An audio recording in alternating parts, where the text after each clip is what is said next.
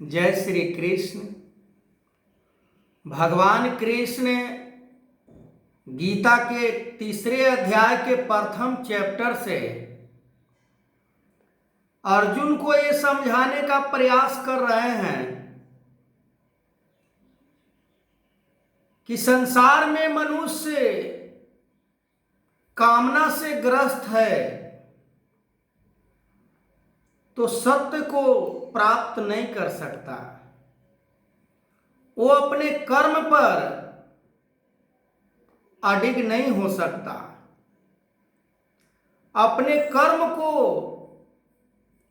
मर्यादा से नहीं निभा सकता।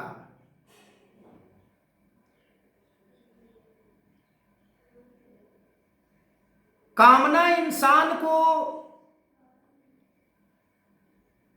इतना बड़ा शत्रु है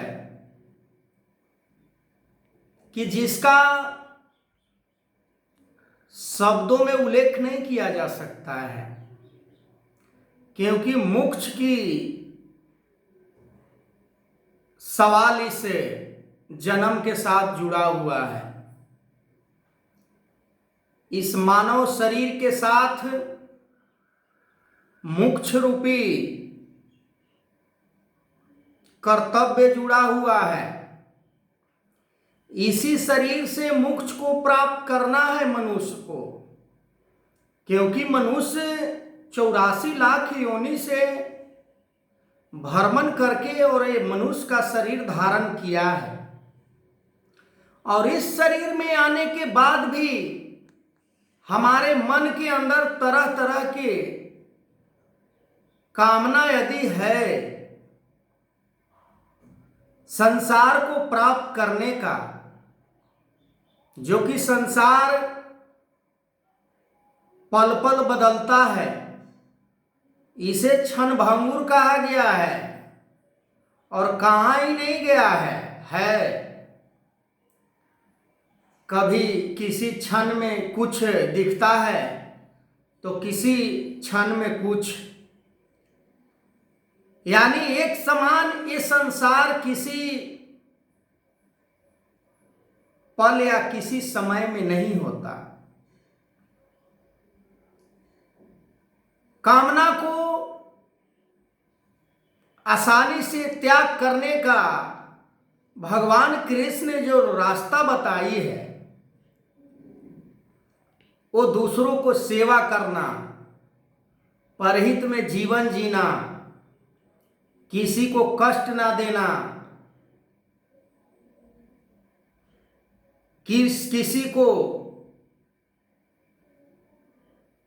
मजाक नहीं बनाना। आज सतगुरु माता जी जो निरंकारी मिशन का आज गुरु हैं,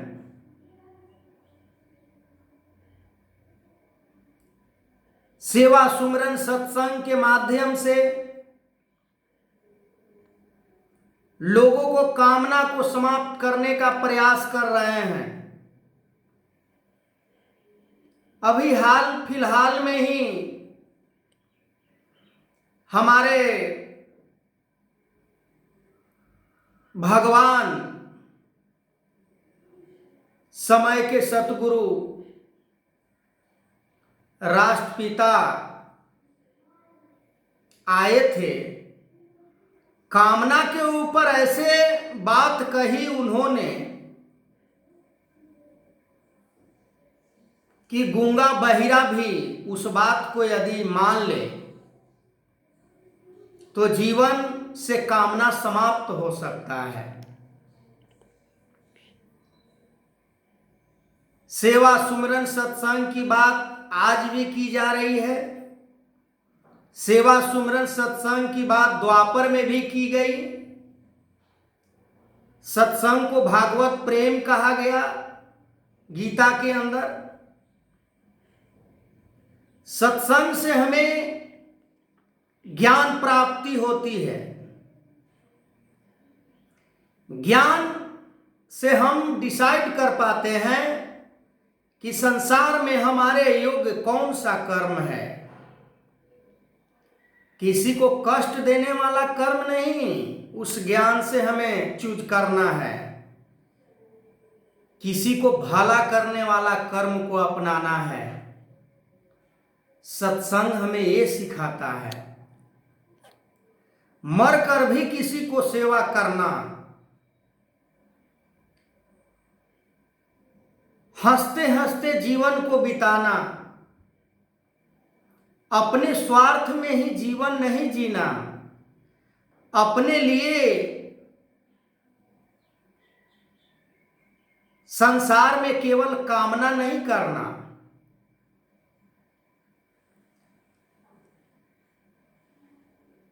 सतयुग में भी यही बात की गई। भक्त प्रहलाद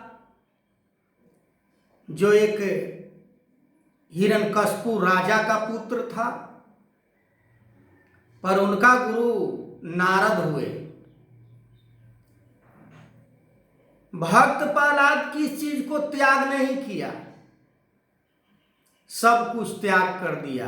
कथा हम भक्त प्रहलाद के करते हैं, पर भक्त प्रहलाद किसकी चीज को त्याग किया, कैसा उसका जन्म रहा है, जीवन रहा है, उसके ऊपर कभी हमने फोकस नहीं किया कि जो काम वो करके भक्त प्रहलाद बन गया,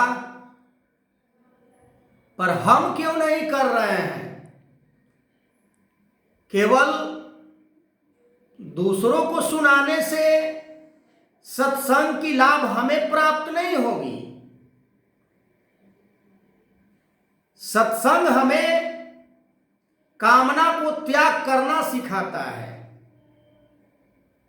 सत्संग हमें परहित जीवन जीना सिखाता है। सत्संग हमें निस्वार्थ होना सिखाता है। सत्संग हमें समर्पण होने के लिए इंडिकेट करता है।